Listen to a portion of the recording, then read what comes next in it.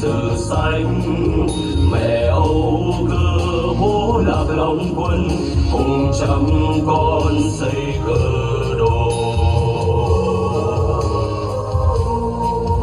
Thời gian qua kiên dũng đời ông cha, dựng xây giữ yên bờ cõi.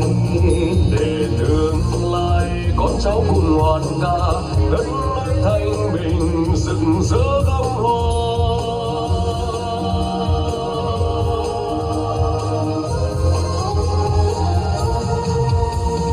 Tình ly trần lê ơi, nguyện xin khắc ghi đời đời.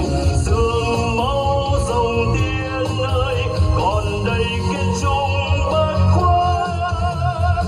Như sóng biển đông kia, ngàn năm mãi luôn lưu truyền. Hào khí trời Nam ta, rằng người sát son Việt Nam.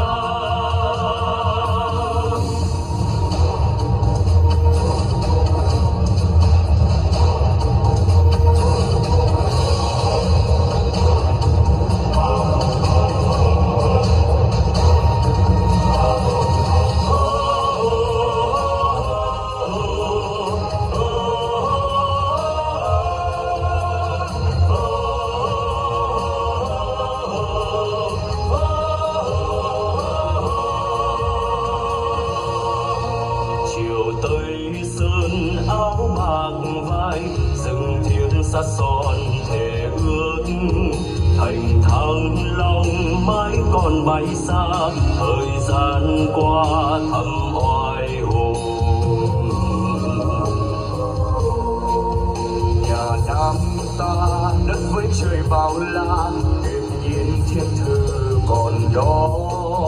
Giặc bao phen khiếp phía chun tâm can, đất nước ngoan cường một dải gấm hoa.